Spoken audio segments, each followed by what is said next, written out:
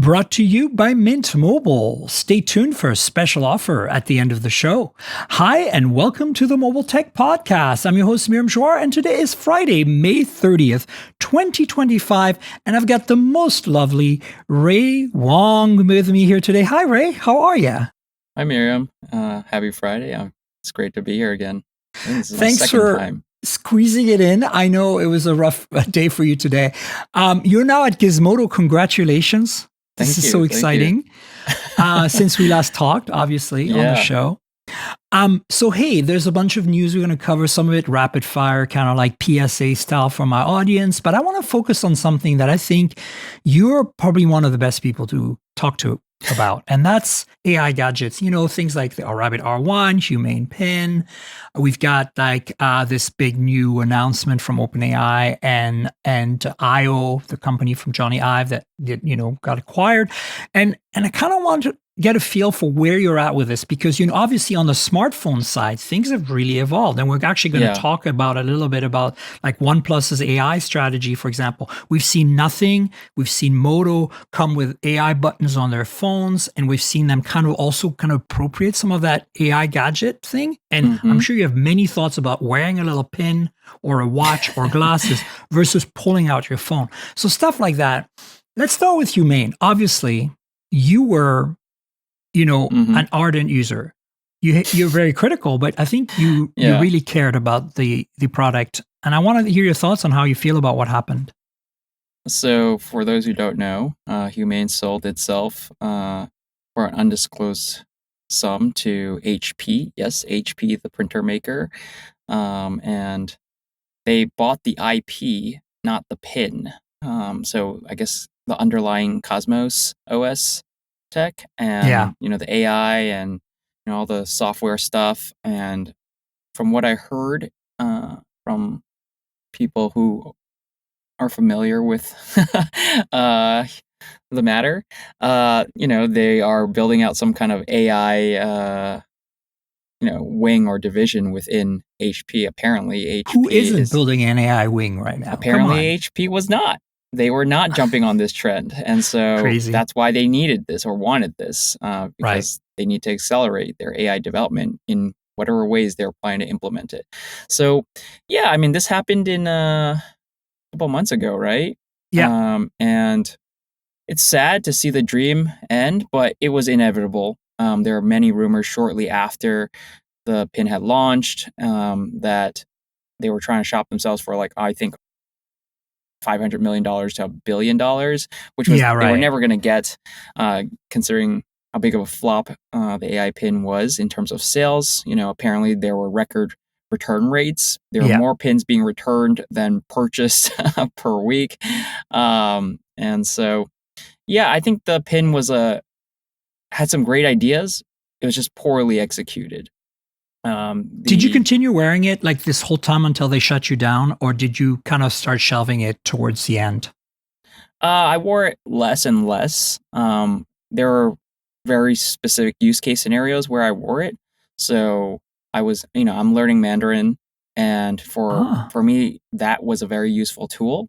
So I have my I would say my level of Mandarin is like intermediate, but in terms of like reading and writing and speaking, but my confidence level of speaking is not as high as it should be.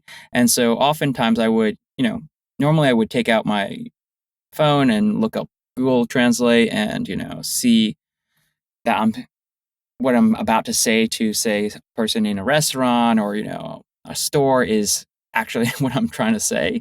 And whereas wearing the pin, on weekends and sometimes during the weekdays, I could just, tap on it, hear the translation. Yeah. Then like quickly project it onto my hand to get a confirmation that, okay, this is indeed what the Chinese characters that I heard. And then I would just repeat it, more confidently. And I thought that was a great tool for learning languages, getting translations, real-time translations. I did enjoy listening to music with it, even though it was exclusively on Tidal. Being able to just like listen ambiently was really nice. The camera really never really got better, in my opinion. Battery life did improve dramatically. The hallucinations also improved dramatically. Yep. There are fewer hallucinations. And, after ChatGPT 4.0, the intelligence just got so much better. Now, that makes sense. A lot of the features that were promised never came to fruition. Email and content creation or whatever, shopping, all this stuff. A lot of the stuff that Imran Chowdhury had, talked about on stage at the TED Talk, in 2023, they just never appeared. And it's tough, trying to convince a world of, users who have grown accustomed to staring at their phones, opening apps, to go back to being present. And then I think the biggest challenge is most people don't want to be that present anymore. It sounds virtuous and sounds like the intentions are good, but a lot of especially young people, right? Like they have only grown up digital with phones in their hands and iPads in their hands, and they don't know what it's like to be present and like actually have these like conversations. And to them, and to most people, I don't want to be ageist here. Continuing the conversation that you had online and on social in real life and talk and vice versa, that is just life. That's just regular present. Yeah, absolutely. Like I was at Google I/O and I was just talking to a bunch of people, including yourself, right? Like, yeah, that's so nice. We're having these conversations where we always like talk about it on Twitter replies and threads or wherever, Instagram. We're also connected and we all know what's happening in each other's lives, that we were able to fluidly pick up these conversations over a dinner. And some of these people I had not even met in real life before. And so that was like a real eye-opener for me. It's like, okay, this is reality. Not being present and staring at each other's eyes necessarily, Intentions were good for what Speaking of which, one of the things I'm wondering whether it was a challenge for you, specifically with Humane Pin, was that you had your own phone number with the pin. And so texting became an issue. Now, I realize obviously not everybody is texting. A lot of us are using other platforms, right? And RCS has really helped a lot in unifying the Android and iOS world lately. How did you handle that? Did you not use it for that at all? Because having the separate number and having to update everyone and all that, or what? So I have two phone numbers. Who doesn't? I mean, for us, right? I then had three phone numbers, right, at that time. Because like I have two phone numbers, one for Android, one for iPhone. I always have like two phones in my pocket, Android and iPhone. And yeah. I mean, I gave my family that number, and I told them, and I encouraged them to text me on that number, just so I can get the experience and get that stuff in. But most of them dropped off because it's not iMessage, and I was, it's hard. Dictating it wasn't necessarily the most accurate way to text back, and so a lot of my message would come back jumbled or like poorly like transcribed and dictated. And after a point, I just stopped texting with it. To be honest. Now phone calls, I thought was really nice. It was really nice to be able to just like hands-free. Now you can do the same with an Apple Watch and push your call over to your watch, or if you have a cellular model. But at home I really don't like to hold a brick to my head, and I don't really want to wear your AirPods at home for phone calls specifically. For that, it does make sense to have it right there. That portion was nice. So I was an optimist, and I believed in these kinds of AI gadgets, and I still use the Rabbit R1 pretty regularly. But I know what it is, and what it's not, and so tell us, because I struggle with it. I have one. I bought it, and I pull it out to update the software, really, but it's hard for me to jump in and use it because I always have phones on me. And if I have to pull it out of the pocket, I might as well pull out a phone and talk to Gemini or ChatGPT or whatever. So that's the thing. Like how do you, what's the use case for you there? Yeah. So the R1 is pretty exclusively a home device for me. Okay. Like no SIM card, Wi-Fi only, basically? Yeah, it's Wi-Fi only. And I mean, the battery life is still trash.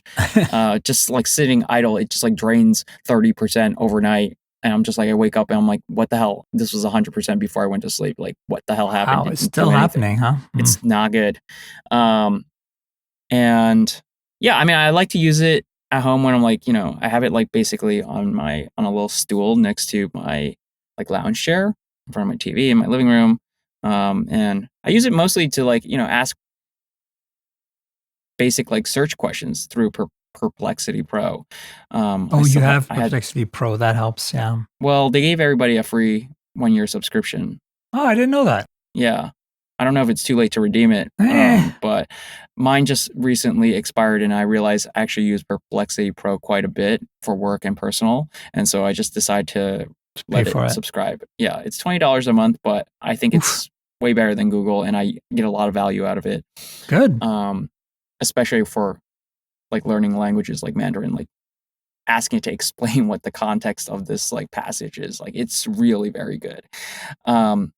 And I'm only scratching the surface of the feature set for Perplexity. Yeah, I mostly like use it when I'm like watching TV. I need a translation. I ask for what this means, or like, do you use the camera feature to like show it something and say, tell me more about this, or not even that, but like, like especially if you're looking at some subtitles like in Mandarin or something, Yeah, not too much, to be honest. I think the new features that they've added are pretty novel. They've got the Magic camera, which like allows you to like AI generate and convert an image into like say some pixel art or artistic style.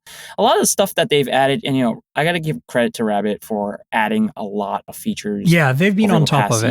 I appreciate They've been like just that. like really heads down and adding updates, but at the same time, I don't know how many people are actually like looking at these updates and keeping up with them, and who knows if it's like too little or too late right now, but like, at least they're still continuing, whereas Humane just completely fell off the map and flamed out. Here's my question to you. Like nothing CMF Phone 2 Pro, $279 or whatever Moto G you want to get a review unit for. Why wouldn't that be better than R1 with Perplexity installed on it? That's my question, right? Yeah. I mean, for sure. For the use case, especially that you have, where you don't even need a SIM card, it's sitting at home on your night table, You're right. But I think I look at the Rabbit R1 as a toy, and you have it, right? So I might as well use it, right? I paid for it. Like they didn't give out review units. Same, they didn't. So I paid full price, $200 for it, and it's a toy. It's very much like a Tamagotchi, a instant camera. Like these things are not. I don't take it seriously. Like I'm not using it to try to transform my life and like be more productive in a more efficient way. I agree with you. I think it's also a great device in terms of like, I love how it's, a lot of people like it feels cheap. Yeah, but that's kind of the charm of it. That's the charm of it. I feel like there is some good industrial design there. Like you can feel definitely the influence from the Swedes, right? And teenage engineering. And it's like, I think it's fun, but it's fun. You know what? You're just motivating me to pull it out and maybe put it on my night table and use it. Yeah. Because here's the thing, like, I have an old iPhone. Get this. I have an iPhone 6 Plus on my night table that I only use as an alarm clock and a home automation controller. So when I want to turn off my lights or whatever. And I know that not everyone has the luxury of, as us, we have a lot of phones. No, of course. But a 6 Plus, how old is that phone? Like 8 years now? Oh, yeah. It's still fine, guys. Yeah. The battery is still good on it. Everything. Repurpose it. I don't think we should waste electronics like that, and repurpose it however way you want. I want to just like go back to the topic of fun, right? With this device. Yeah. Teenage engineering design devices are fun. All of them. Like Pocket Operator, even the Playdate, like these things are novel. They're kind of expensive and overpriced. These things could all be apps. But they're mechanical and tactile, and that's the fun. And the recorder, whether TP07 or whatever it is, oh my God, I want one so bad. It's so expensive. I would spend money on that it's because it's like $1,500-$1,600. As an audio geek, I would totally like if tomorrow I ran into some money that was completely frivolous, I would just do that. Teenage engineering, if you hear this, send me one. Send us both one. Me first, though. You have a good reason, yes. I mean, they're fun. And I think so many people have truly forgotten that gadgets can be fun. They don't need to just be freaking like apps in your phone, Like I thought it would never happen to me. Like I thought I had the discipline to not get like lost in doom scrolling on TikTok or Instagram. But like one time, many times, I'm gonna admit this, many times I've like watching TV. I'm like, take out my phone. I meant to like look one thing up, and boom. Next thing I knew, I'm like looking down Instagram for like, or Reddit or whatever for like the next like 30 minutes. You get distracted. My TV like turns off, and I'm like, oh right, I was watching a TV show, And then whereas the Rabbit is like, it's a little slower. It gives you the answer, and then I just move on. Move on with my life. So I like that. I'm gonna try that. I think this is a good idea. One more thing about the Rabbit. I'm not paid by Rabbit. I want to make that abundantly clear. We know that. A lot of people have said I'm like a shill. I write positive coverage for them. No, look, I think it's fun, and also I like the little like toy-like feature that they added, which is the gacha like vending, like the little crane game machine. I don't know if you're familiar with it. Mm-hmm. So like your R1 has like the little cute little rabbit avatar whenever like you ask it a question, so its ears like perk up, and then they added like these little like accessories that you can collect. So every time you like make a query or whatnot, it gives you a certain number of carrots. Now I don't know how many carrots each one gives you, what the logic behind that is, but like it's like 2 to 3 carrots or whatever. Sometimes you get 4, I think. And so after a certain number of carrots, I think it's maybe like 10 carrots or whatever, you can use that to redeem like a chance to like twist this like vending machine, and a little gacha ball falls out, and you win like a little prize. And they've got like all these cute little outfits, and they have rarities on them. It's like common, uncommon. I mean, I knew that had other features, but I've never actually seen it happen. It's called Arcade, okay. And you just scroll down from the main screen. It's really fun. I was really addicted to it over Christmas break. My friends and family were like, we were just asking questions nonstop just to earn carrots to like get these little outfits. I think I have most of them. But cool. Yeah, that was cute. That's fun. So they're coming up with a new UI design. We've seen like a little video or whatever of it. Like, what are your thoughts on that? I like it. I like card-based UIs in general. Yeah. I think they're best for smartwatches. They're best for like I think it makes a lot of sense. Cover screens and all kinds of things. I think it makes a lot of sense for, especially when paired with the scroll wheel, the physical scroll wheel on the R1. And it's more colorful, it's more playful, it's easier to navigate. I don't know how well and responsive it'll be, because the current very, very basic, like stripped down UI right now is not even that responsive. There's like a second or two of lag. So if they can overcome that, that'll be impressive. But it's also possible that they might be announcing faster hardware with this device. Now, R1 is like over a year old now, just over a year. And the chipset inside is like old. It's a MediaTek chip, It's like a 4G MediaTek chip. It's one of the Helio chips. I mean, it was already pretty low end when it shipped. So, but I mean, that's, by the way, for folks and wondering, why are we talking so much about AI gadget? Well, because Ray is an expert, but also because this is the news that made me go like, we should really talk about all this stuff, because there's a lot going on right there. And I haven't really covered all the stuff that R1 has, Rabbit has released, the updates. I haven't really talked to anyone about, especially a Humane Pin user, how they felt about how it ended. I feel like, HP is always kind of seems to be gobbling up all the good stuff out there. And it's arguable whether Humane was good, but I think it was to some extent. Like, I think that I feel the same way as you, that there's some good ideas in there.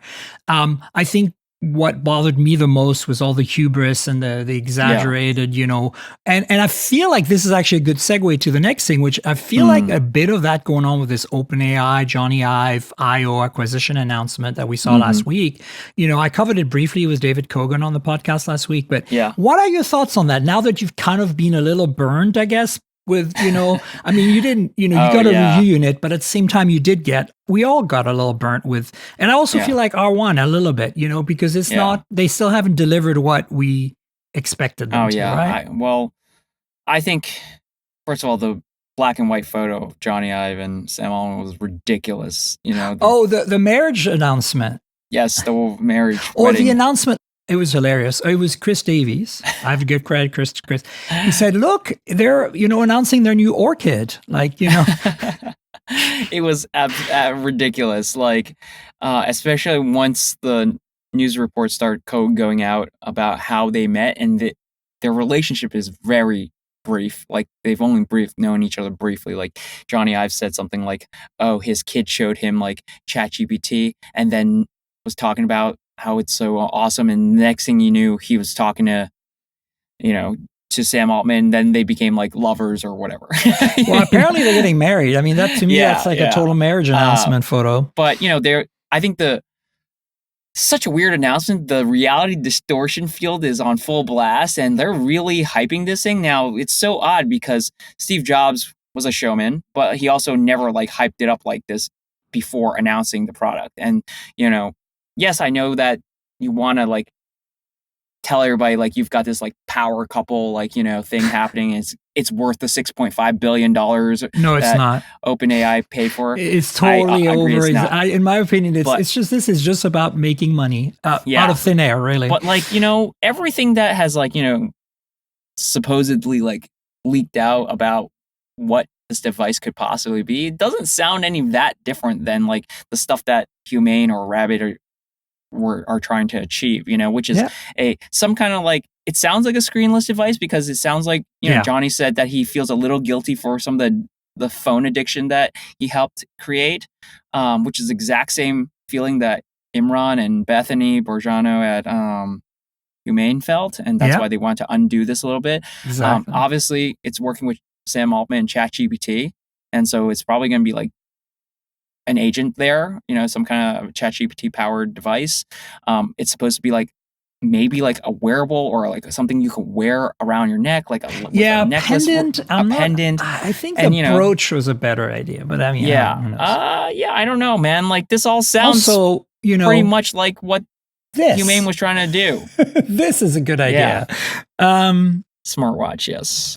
I mean, it doesn't have to be a smartwatch in the sense of what I have on my wrist, which is OnePlus Watch 3 with Wear OS. It could just be like one of those quote unquote, hybrid watches. Like hybrid watches. I call them fitness bands on steroid watches, because all it really needs is, the assistant. If this had Gemini, instead of assistant on it, which I know is coming. It's coming, yeah. Yeah, it would be pretty great because honestly, the battery life is good. And first, I don't care about apps on my watch. I do care about notifications. I do care about the sleep tracking, the step tracking, the workouts. I do care about the voice assistant a lot. Now I feel like it's a possibility, given that Johnny Ive and Mark Newson love watches. They love mechanical watches. Exactly. And maybe who was actually alluding to the Apple Watch and not the iPhone in terms of like the screen addiction.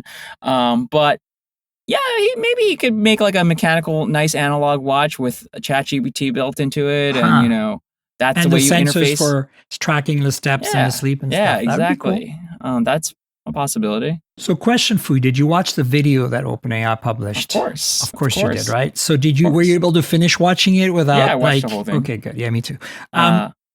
Okay, so this is my problem with all of this. I'm totally on board. I think this is a great partnership. I'm looking forward to seeing the result. But did we have to have again, like Humane, the hubris? Did we have to have again all this BS? No. Especially, it's been done before. Like, that's my point. Yeah. Like, we should have learned from the last AI toy, right? Or gadget. Yeah. And I feel like, oh, come on. It was a bit cringe. Besides the black and white It was very cringe. I mean, just like two guys walking across town, meeting up awkwardly walking across town. Awkwardly walking, meeting up at a restaurant and having like That's a very famous coffee shop in San Francisco. Yeah. And I don't know if you saw, there was like some San Francisco, like new San Francisco like publication that published this thing about how it was like a frame by frame almost analysis, and they were like, "Oh, look at this guy who shows up in this scene, and then he shows up in this other scene, and he shows up in this third scene." Like they have $6.5 billion, and they can hire a few more extras, and they reuse the same guy to walk behind Johnny Ive. Maybe it was all AI generated.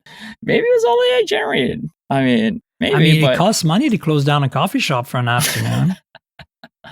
If that is AI generated, I'd be impressed. No, it wasn't. The whole thing was just like, okay, we get it. You guys are madly in love, and you guys are like you feel like this is the partnership of a lifetime. Like, but also as a queer person, I can say It was very gay, and I approve of the gayness of it. But also, just like Johnny was like, "Oh yeah, Sam Altman is like Steve Jobs or whatever." It's like, dude, what are you doing? How? No, but Sam Altman is not like Steve Jobs. He's not visionary. This is very Sam Altman. You have to understand, right? Like, I think Sam Altman is, one of the best, creating money out of thin air persons around right now. He's kind of, in that sense, he's kind of like Steve Jobs in the sense that he can create a hype bubble like no one else, right? Like, and I think that's his strength, and it's gotten him very far so far. And whether it's good for all of us, I'm not quite sure. I mean, but I'm honestly, after I/O, you were there, and we talked about with Kogan last week. I was both kind of feeling deep dread after watching or being at the keynote, but at the same time, excitement for the XR stuff, but also because I finally saw some stuff there that I was like, okay, AI, like especially the agentic stuff that doesn't necessarily hallucinate as much because they have the facts. That stuff's got me excited, and I feel like we're seeing some progress with AI that is meaningful lately. So that's why I'm kind of excited about AI gadgets, which we're talking about, whether they end up being glasses or a watch or whatever. But I think that I still feel like, come on, we gotta come off this hype train. It's getting too much. I mean, just imagine if this thing flops, they're gonna both have like so much egg on their face. Like so much. But this is the thing. Like, here's the thing. They won't. Listen to me. Like, Pebble flopped and Eric Majakowski carried on, and he did very well for himself. And I love the guy, but like, I'm just saying, he didn't have to. Like, you would have thought that, considering how they flopped, that they wouldn't have. But people, I think Silicon Valley is built on, if you fail, we're going to give you more money so you can fail again. And there's this weird, it's very strange.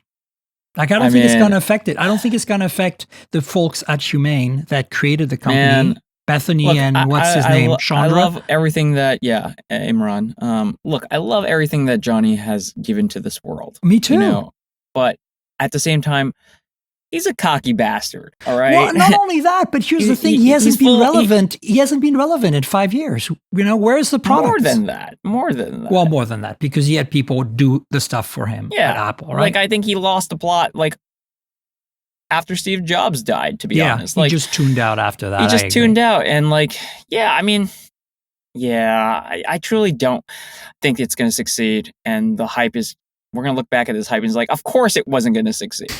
Of course it couldn't ever live up to the hype that they are drumming up, But you know what? We're going to cover it because we'll cover it. I want to be hopeful. I want to be hopeful because as much as I love reviewing phones and writing about phones, and phones are not going away anytime soon, I want to see something new. It doesn't need to destroy everything that came before and replace everything like the iPhone did, but I want to see something new come up and make us feel alive again. Yes. All right. I have bad news for you because we're going to be covering more phones at the end of this podcast. But here's the thing. Here's the thing. Some of it is cool. And I think that's the other thing is, if we put our hat of, hey, there's still some cool stuff happening in the phones, you just have to kind of dig a bit. I think the problem that we have in North America, right, is that we just have Samsung and Apple and maybe OnePlus and Moto and Google on a good day. And it's very boring. Like, last week, Kogan and I talked about the Galaxy S25 Edge. I've had it for couple of weeks now. And it's delightful to hold. I love how it feels in hand. But how is it that much different from, an Ultra? I mean, of course, it doesn't have the telephotos, and the battery is smaller, and sure, the battery life is suffering from it. But there's nothing inherently wrong with that phone. I can see how some people might go for that because it is light and thin.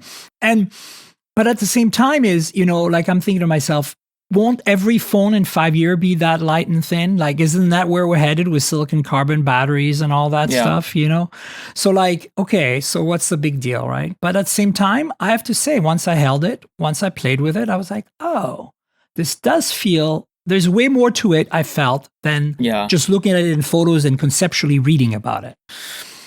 Yeah. So related, by the way, to all of this stuff, since we're kind of transitioning to phones, how do you feel about these not dumb phones, but these minimalist phones. Like we have had conversation with that with my previous guests every now and then. Minimal phone and that other one, whatever it's called, the Light Phone 3.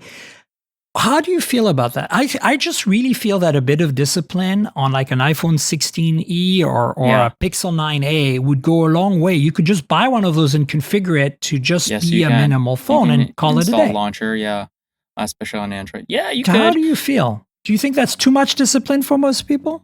I think it is. Okay. It's a niche product. I actually just got to play with Michael Fisher's reviewing it for the Light Phone 3 yesterday. And it's got some good ideas. I like the tactility of the scroll wheel. I like the matte screen. I like the weird squatter shape, aspect ratio. I love the look of it, yeah. I love that there's no camera bump. It's flush. It's a thick phone. It feels, it's like basically the size and thickness of a deck of cards.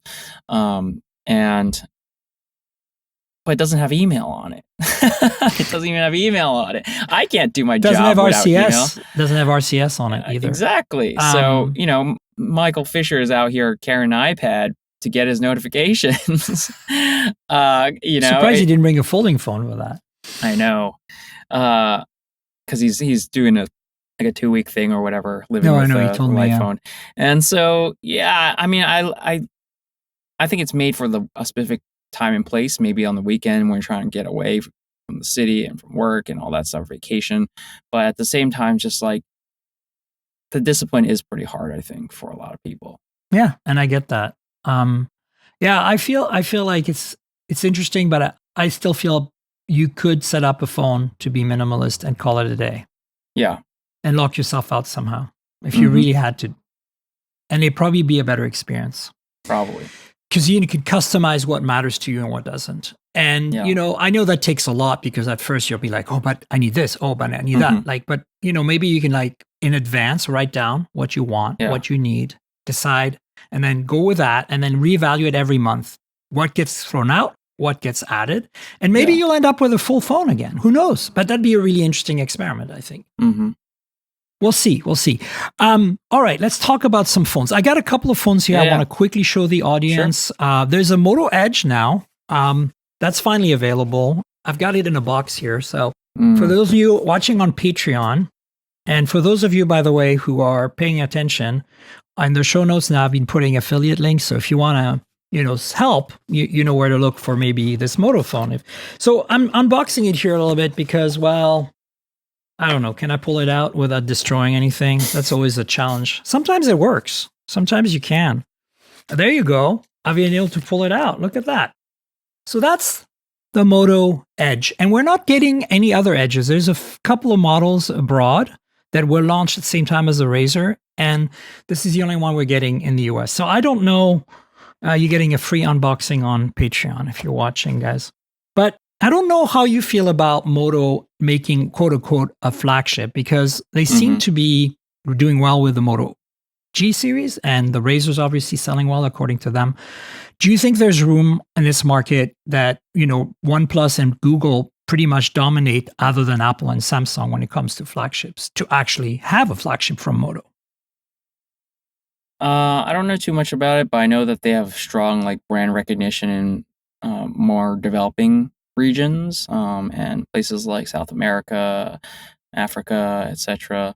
So they have a strong brand there, and so if people are buying the G series and the budget phones and the foldables, then they'll naturally look at what premium offerings. Yeah, but you think here in this market, obviously in South America, this phone's going to sell like hotcakes. There's no doubt. Yeah. And they have a slightly different version anyway. Yeah, in the US, I think it's tough. It's pretty tough. And it's interesting because they were two versions, I think. Well, they exist abroad. And so I was surprised that we didn't get two versions here. This, by the way, has a plastic frame, as you can see here. There's no antenna bands. But it does have 3 cameras. And I've got the specs here real quick. Dimensity 7400, which is a mid-range chip. It does have a 50 megapixel selfie camera, 50 megapixel main, 10 megapixel telephoto. It's a 3x. It has OIS, so not too bad. 10 megapixel ultra wide as well, with autofocus, which means you can do macro. It's got an OLED display at 120 hertz. It's actually a 1220p display, so it's not like a HD. It's a little better than that. Yeah. So yeah, it's interesting. I mean, it's not bad, but it, the question is, does it matter when it's not a proper flagship because it doesn't have an 8 Elite or a Dimensity 9400? And, when they have the Razr, which is really their flagship, I feel like, especially with the 8 Elite version now. That's kind of where I'm at. And I'm not sure where this. Do you think this one's just going to be a carrier phone at this point? Probably. I feel like it will. So, yeah. Right. Let me look up the price real quick, because I feel like that might be the thing that decides. So it's $549, which that's like Pixel 9a, nothing phone 3a Pro, I should say. Yes, it's in that realm. So for that, I think it could fly. I really don't think it's a flagship, and that's kind of the thing. Yeah. I thought they're going to go a little higher end than that, but oh well. Other than that, we also have a GT7. Now, this one's interesting. This one's much more interesting. The GT7, I've got it here as well. We're going to do the same thing, show you real quickly. There's the box. Yeah. And this has a 7,000 milliamp hour battery. Wow. Yeah. And it's How thick is that, boy? It's is not. It decently thin? It's normally like 7 millimeters, 8 millimeters, something like that. Mm-hmm. Let me get it out. So we have... we got the phone here. It's actually very pretty, this one. It's, here, let me pull it out of its thing. So there you go, guys. That's what it looks like. So it looks a lot like the GT7 Pro that they launched with an 8 Elite back in, I don't know, like in the fall. But again, plastic edges. So they've gone away from metal on this one.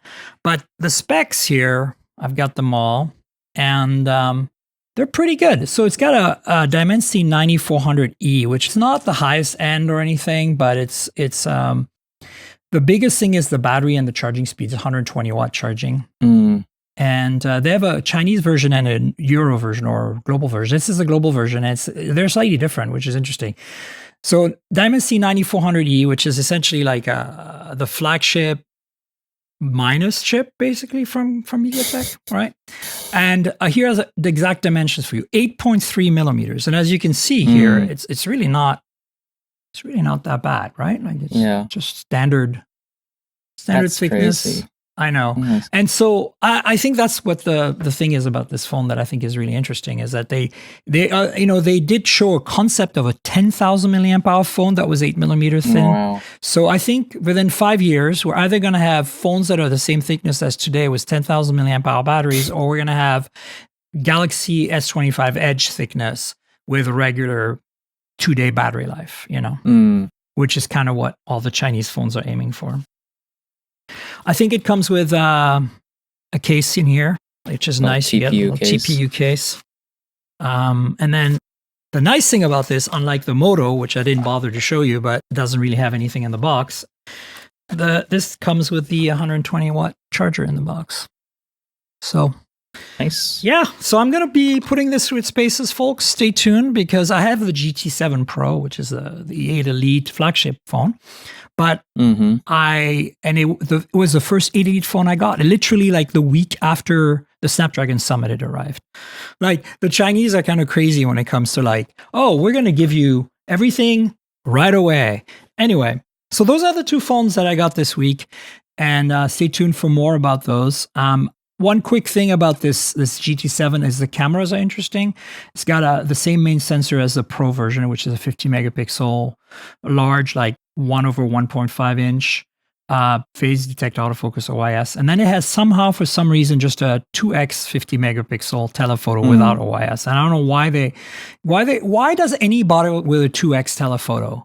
Like, when you have 50 megapixel, 2x is in sensor crop. Like you don't even digitally crop. It's like in sensor. So it's actually lossless pretty much. Yeah. So put a 3x at least in there. And then it's got an 8 megapixel ultra wide. Wah, wah, wah. But yeah, the only thing that's interesting about this phone, I think, is the Dimensity, the 7,000 milliamp hour. The 120 watts been done before. Lots of Chinese phones have that. Yeah. So anyway, we have a bunch of other things I wanted to cover with you real quick about phones, because, well, the news, right? So Pixel 10 news real quick. Okay. What do you think of this? Just because I think it's odd. Tensor has been, partnered with Samsung, right? It's essentially an Exynos chip slightly modified for Google. And it's been made on Samsung's manufacturing process, right? Whatever their fab is right now, I think like 4 nanometers or whatever. But now they're going to be made by TSMC for the Pixel 10. That's the rumor. And on top of that, they're not going to use the Samsung modem that goes with it. They're going to use a MediaTek modem. So that's really odd. And it feels to me that it's going to improve radio performance and efficiency in terms of battery life, especially since the G5 is already being, we've been kind of told that it would be more efficient. So what do you think? Do you think that's the only way they're able to achieve efficiency? Because we all know the TSMC process is more efficient in terms of the final product. Remember when the Snapdragon 8 Gen 1 came out and then the 8 Plus Gen 1 came out with TSMC and it was just a better chip all around? Right. Like, do you think, I mean, this obviously doesn't matter to the average consumer, but do you think that we're going to see improvements because of these rumors? Do you want to see improvements? Of course I do. Pixel is definitely has its shortcomings compared to other flagship phones. And it's these little things that they really need to polish off, right? Like the rest of the hardware, the cameras, the software, that stuff is already very well done. And it's really these niggling little things. Now, like you just said, the regular consumer is not going to notice or care about this stuff. But I think it'll improve the pipeline long term, But also, what does it mean about long term for Google's partnership with Samsung? Because this seems really weird. Like that Samsung would say you can have TSMC make your chip and not use our modem. Like I would feel like they've been kind of married very tightly for the last 4 chips, right? And now we're seeing this detachment happening. It's a bit odd, It's all business, man. It's all business at the end of the day. So you're right. I mean, it's all business, so it doesn't matter to the average consumer. A better product is a better product. I'll put a link in the show notes, folks. We're going to move on. The other thing I want to tell you that the phone has leaked again. There was a photo shoot here, literally down the block from my house here. And I'm in Vancouver right now. My place, I'm right on the waterfront, at the beach. They were filming just down the street. I didn't even know. I think I was in SF for IO at the time, so I wasn't around. But yeah, and the person who took the photos of this has all the colors, all the shapes and sizes. So if you want to know what the Pixel 10 is going to be, I think the cat is pretty much officially out of the bag. Yeah. And unsurprisingly, it looks a lot like Pixel 9. Well, we kind of knew that was going to happen. I think that this design language is very solid. What we've seen on Pixel 9, I think they should continue, right? Yeah. I like the Pixel 9 Pro a lot. Me too. It feels just so well balanced. Pro XL because I can't live without a big screen. So, yeah. I got the smaller one. I'm a smaller guy. Small one is great. I support both small and big. I'm big. You're small. It works. Preferences. I know. It's like tablet size. So we're going to talk about that next week. Okay. Samsung Galaxy Z7 Flip is going to be Exynos powered, and it's going to be Exynos powered in the US. This is kind of freaking me out a little bit. That one is. I want to hear your thoughts on that because that's kind of like the Tensor stuff. It's like, what? Yeah. I think that one's, again, consumers are not going to care. But tech people are like, what is this? Because historically, Exynos is just worse performance, worse efficiency than Qualcomm chips. And we already know that, I think a few times, maybe like the early days, the flip phone and the fold phones, did not have the latest flagship chip, I believe, in the first generation. So that's right. I don't know. Again, it's probably ultimately down to a business decision, exchange of money, It could also just be that they're confident that this Exynos chip can perform. It's been true that in the past, I think part of the reason they've avoided Exynos here in the US and in North America in general, because of course, compatibility with the carriers has been a thing too. But look, I have a Fan Edition S24, right? That was an Exynos and that was sold in North America as an Exynos, right? It wasn't the greatest chip, but obviously the certification stuff is possible. So that's not the hurdle. I think the hurdle is the quantity of 8 elite chips that are going to be available, right? I think that's going to be the challenge. So it's interesting because it feels to me like either they don't want to spend the money, as you said, it's a business decision, or they are like not getting access to as many 8 elites anymore for some reason. I don't know. I hope it doesn't make the phone worse. And I really hope... I hope not. I really hope they get a full screen experience like the Razer. Do you think they're ever going to let us run full apps like they do on Razer? Because Samsung has been kind of pushing back on that. I don't think so. Does that bug you? No, it doesn't really bother me. I think the whole point of a flip phone is to use your phone less. It becomes more cumbersome to like open it up and get the full screen experience. And so I do subscribe to, if you're going to get a flip, you need to like kind of, or like widgets, or, use that as more like a smartwatch like experience, I feel torn about it. Like I feel that there is a use case where, and I think that's what they want to do, but like they were pressured by Motorola and other companies too, because they were adding the full screen. I feel like cover screens. Having used the Razer now a lot, I mean, the last 3 generations, I feel like there is something to be said about, I'm going to do something simple that doesn't restrict me in terms of app use on the front screen. And then I need more real estate, so I'm opening it up. Kind of like the Fold, right? I can do everything. I don't have my Find in 5 years, so it's on my desk. But I use it all the time. And it's like, I use it as a normal phone most of the time. And then every now and then I'm like, oh, I need more room. And I kind of feel like the Razer has that because you can run any app in the front, so you're not restricted. And then, of course, if you have clicks, that is a kind of a perfect combo. How do you feel about that? Because you're chuckling. How do you feel about the hardware keyboard comeback? It's a fun product, but it's just too goofy and impractical. For you, right? For most people, I would say 99% of the population. But they're doing so well. I mean, good for them. I support, Michael Fisher and etc. But like I said, it's a fun, quirky product, and there's nothing wrong with that. It's just most people cannot carry a surfboard in their pocket, even in their back pocket. Oh, it's true. No, but I think with the Razer, it's a good combo. That's kind of feels like the new BlackBerry to me, All right. Because you can keep it shut, right? And then you can use most of the front screen. You no longer have the keyboard taking up the real estate, saves you some battery. Every now and then you need to get more productive. You flip it open, I don't know. I can see the point there. Right. Speaking of Samsung stuff, One UI 8 beta is out. If you're a One UI fan, I'm not. Go try it out because they finally promised, you probably will laugh at this, that little pill, that like Now pill or whatever that Samsung has, it's supposed to tell you like all the wonderful things that you could do today. Their version of the dynamic island. Basically only gives you the weather right now pretty much on UI 7. I think it's supposedly going to improve. So finally, because I just find that feature very gimmicky and useless personally. So, I mean, Apple did it best, right? Apple's is still pretty limited. I think the Samsung one has more like things you can do with it. But everyone copies from everybody. Yeah, I know. That's freaking. They all kind of copy and find their own ways to. How do you feel about the iPhone 17 Air rumors that it is going to ship with a silicon carbon battery, and that's only 3,000 milliamp, but that in Apple world, that's actually pretty good because remember the 16E is 4,000, right? So, and that's one of the best battery lives on any iPhone right now. I think this is good because silicon battery, we need somebody in North America, not a Chinese phone manufacturer because OnePlus is a Chinese phone manufacturer. We need a non-Chinese phone manufacturer to give us a silicon carbon battery. And I was annoyed that Samsung did not dare to do that with the Edge. I mean, when you go super slim, you kind of really have to go.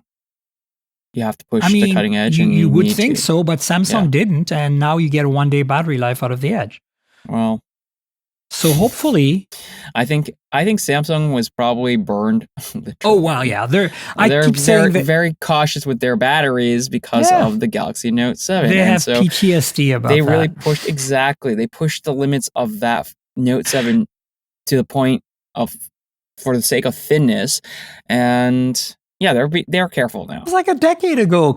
I know, go see a therapist. That's crazy. Samsung. I mean, it's also crazy. It's been almost a decade ago, but like they gotta be careful. They can't be burned twice. Fair.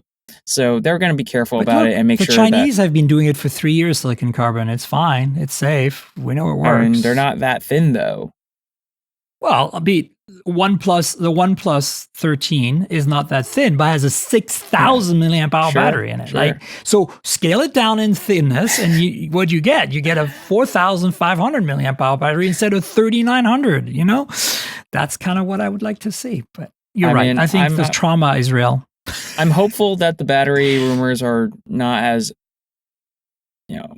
overblown as they're being reported right now, which is they're supposed to like only last like 70 to 80% of your regular iPhone before you have to recharge it. So we'll see. I mean, everyone's battery life is. I'm actually very excited about the iPhone Air. I think it's going to be cool. I think they're going to do it right. And honestly, the Edge is good. Like, I don't think the Edge is a bad phone.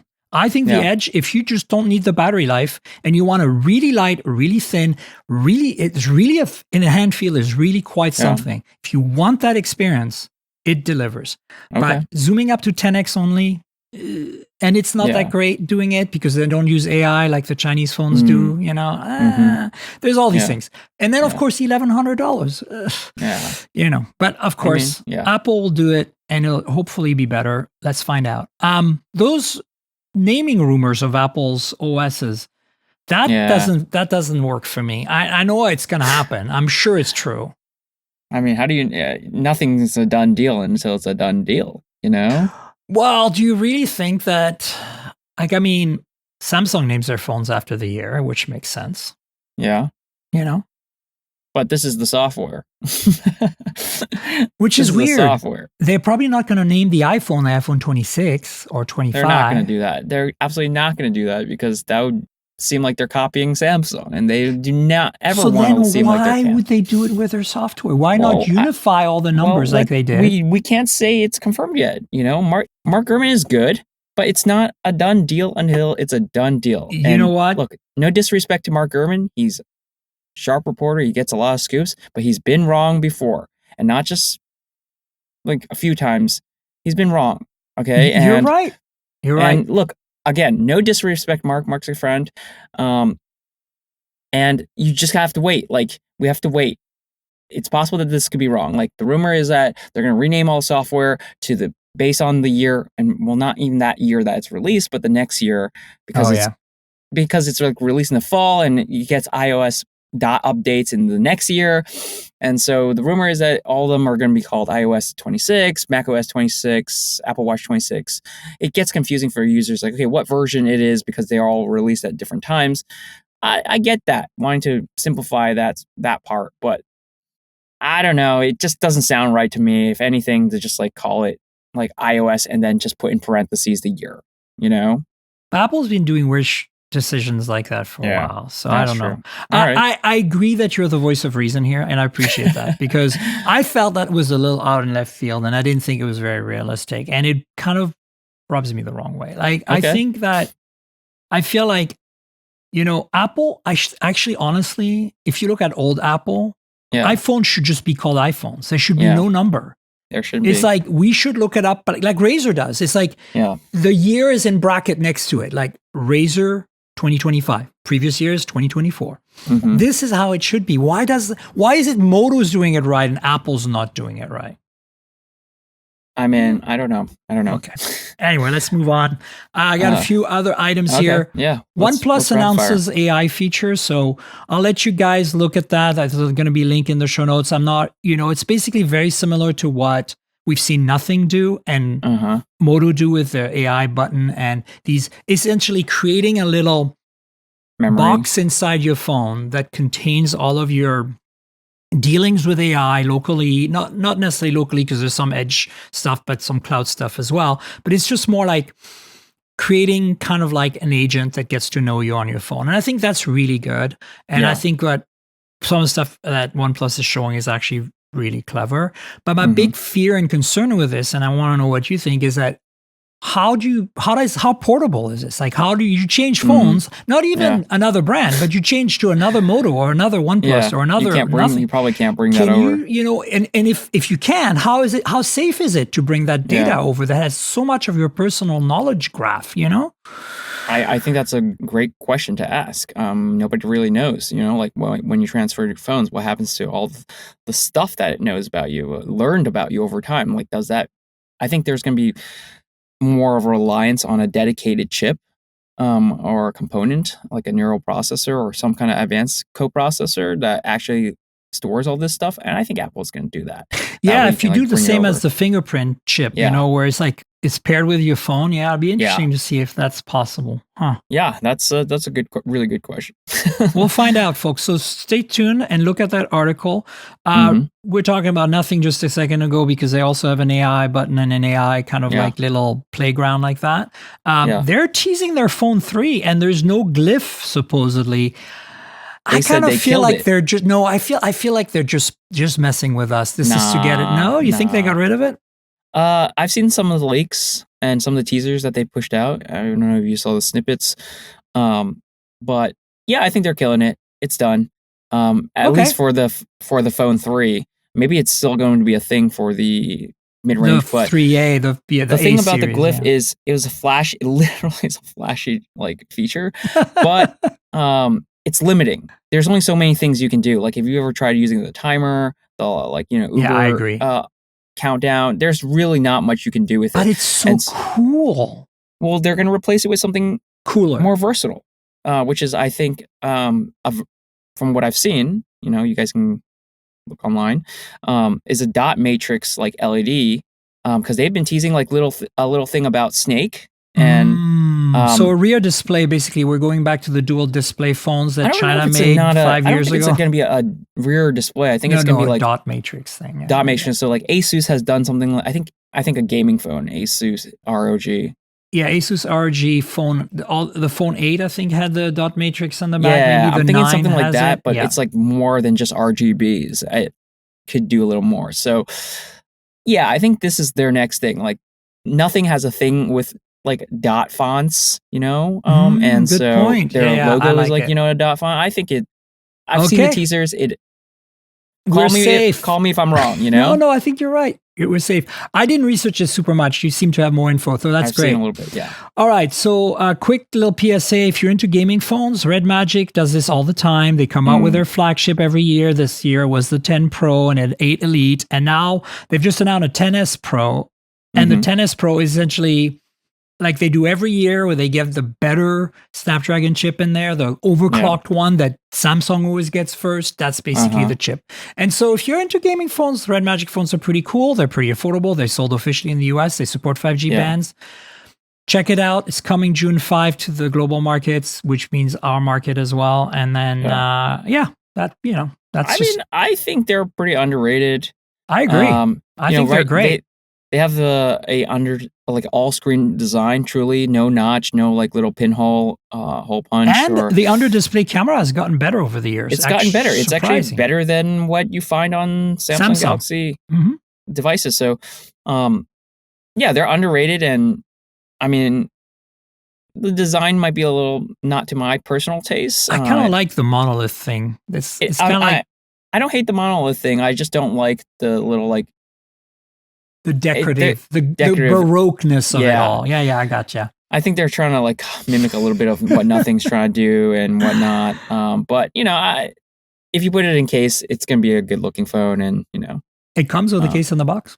Hey, there we go. Like all Chinese phones. Last bit of news is last week we heard about the Xiaomi 15S Pro, which is a 15 Pro, but with their own in-house chip, the X-Ring 01, which came out, it's China only. There is a very in-depth, I'll put a link in the show notes, so a very in-depth story here that Jessa Marina picked up about like what's inside that chip and how it's, compares to an 8 Elite or a 9400 from MediaTek, etc., or an A18 chip from Apple. So check it out if you're really super nerdy and you want to know what, Xiaomi's doing here. Because my feeling, and you tell me what you think, we can end on this, right? Yeah. I feel like the Chinese phone manufacturers are going towards their own OSs and their own chips for their own market, right? Like this is where they're headed, right? This is clear to me. So what do you think? Oh, 100% agree. When Huawei got like banned from using, Western like components, and OSs. and OSs. They realized that they cannot let these foreigners dictate their destiny, and it took many years for them to catch up. Now they've caught up, if not exceeded. I mean, there's rumors that the MateBook Fold, the laptop tablet foldy thing that we discussed last week, has a 5 nanometer chip, which they weren't supposed to be able to make. And now there's supposed to be a 3 nanometer chip from SMIC on the roadmap for next year. I knew this was going to happen, Ray. I knew it. They're going to leapfrog. They're going to leapfrog. And it's just going to widen the gulf between what China and Asia gets versus what foreigners and or Western countries get. Because, China, in terms of tech, is truly a different planet. 100%. And you've seen that with EVs in particular. Yeah, exactly. Yeah. EVs, everything, automation. Like, they're living in 2035 and we're living in 2025. And this is really to allow them to control their own destiny. I suspect every Chinese phone maker is going to become less reliant on and it makes sense. Chips and but at the same time, because they're so flexible with their manufacturing and they're such masterful at in general supply chain management, they're going to be able to make an 8 Elite whatever phone for the West that's going to deliver us a great Android experience that we expect. And the hardware is going to be essentially the same with just a different chip and a different OS, and we're going to love it. And you're going to compare the photos on both and they're going to look exactly the same. It's going to be amazing. Yeah, I agree. I mean, if you're not paying attention to this now, you'll be caught off guard in a few years. But we're obviously early adopters. And that's why I'm a little worried about Samsung and Apple, to be honest with you, because I like their stuff, but at the same time, I don't see that urgency. I don't see that excitement. I don't see that go-gettingness that you see with the Chinese makers, like this 7,000 milliamp hour phone from Realme. This is amazing. People, I mean, these companies are resting on their laurels right now, and they're not feeling the heat and need to compete. And China is really up in the ante, and with the way the geopolitical climate right now, people are just looking at other options with a different perspective. Same with all services. People are looking at Red Note and looking at Chinese companies, and even the Chinese just very differently, after Trump start tariffing everything and there's threatening to destroy TikTok or whatever. It's a mess. It's a mess, but I'm also I'm going to be honest, I was very excited to see that people were opening their eyes to all this amazing tech out there that we just can't get, and don't have access to. And it's like, wow, if you only could, and this is exactly why I try to make a point of talking about what's happening in China. I try to make a point about covering this tech, because also my audience is international. I have people listening in India. I have people listening in the UK and Australia. I'm in Canada right now. I spend half my time up here, half my time in San Francisco. Yeah. So, it's I think it's important, and I'm glad you're preaching with me together. Ray, tell people where they can find you on the internet, your various social media handle, all that good stuff. Sure. Please give Gizmodo a million clicks. Click on all my articles 100 billion times, and all my team's articles. And you can find me on Twitter or X at Ray Wongy. That's RAYWNGY. You can find me on Instagram at Sour Lemons. If you want to follow my cat Lemons and her baby Kiwi, follow them at Fun Lemons on Instagram. And I think that's it. I guess Blue Sky, if you really want to follow me. I think I can't even remember. My Blue Sky is Ray Wong, no Y at the end. raywong.bsky.social. There you go. Folks, please go check out Gizmodo stuff. I'm so glad that Ray is at Gizmodo. It's going to make a huge difference, I think. We're going to see some whole new era. Exactly. Of Gizmodo. It's a new era, and you're there for it. So, and you know where to find me, folks, on the internet. I'm at Tankgirl, TNKGRL. the comic book character, just drop the Val. It's my handle pretty much everywhere. I'm on all the platforms, but mostly I'm on Blue Sky, on Threads, on Instagram. But if you want to chat with me and Ray, please hit us up on social. The podcast is at mobiletechpodcast.com. We're on all the major platforms, Spotify, Google, Apple, everything. So please subscribe if it's your first time here. You can also subscribe to the RSS link on the website. If you app lets you rate or review the show, please do that. I'd be happy if you did. And then there's a YouTube channel, youtube.com/mobiletechpodcast, with some occasional unboxing, hands-ons. I think the most recent videos for the Razer event we did in New York. So check that out. And then there is a Patreon, as I mentioned a few times, patreon.com/tankgirl, or check my handle, TNKGRL. There is a video version of this podcast. It comes out every week, like the podcast does. You get it in advance, about a day or so in advance, which is great. And I leave bloopers in there and extra content. And it's $5 a month. It gives you a video version in advance every week. So consider that. Consider supporting me with Patreon, patreon.com/TNKGRL. And I want to thank our sponsor, Mint Mobile. So as you know, I'm constantly reviewing multiple phones, and while that's fun, it also means I'm constantly spending a lot of money for wireless service on multiple SIMs. That's where Mint Mobile comes in, and that's who I'm partnering with for today's podcast.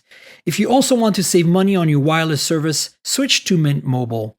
As tech-savvy early adopters, you've probably heard of Mint Mobile before, but let me quickly tell you how awesome their service is. Mint Mobile offers premium wireless for as low as $15 a month, and you don't have to sacrifice any coverage, speed, or data. They're built on the nation's largest 5G network. They keep costs low because they sell direct to you online. They cut out the retail stores and salespeople. Why should you pay more than you have to for access to the same network? In my experience testing phones, Mint Mobile delivers the same data speeds and call quality as the big three for a fraction of the cost. Switching to Mint is super easy. Thanks to their eSIMs, you can sign up and activate immediately right on your phone from the comfort of your home. No more standing around and waiting in line at a big wireless store. You can keep your current device and phone number and easily switch services. And if your phone isn't eSIM compatible, Mint will ship you a new SIM free of charge. All Mint Mobile plans include unlimited nationwide talk and text, lightning fast 5G, and free mobile hotspot. Mint will show you how much data you use each month and recommend plans that save you money. Mint also offers a modern family plan that lets you set up a super affordable family plan with as little as 2 lines. Use my link mintmobile.com/mobiletech to get premium wireless starting for $15 a month. That's mintmobile.com/mobiletech. Stop paying more than you need on your wireless bill and start saving big with Mint Mobile. And Ray, thanks so much for taking the time on a Friday afternoon. I appreciate it. Thanks for coming on the show again. Yeah, it's always fun, and I hope to be back. Absolutely. We'll definitely have you on again. And folks, we'll have a show next week, so stay tuned for that. Until then, cheers, everybody.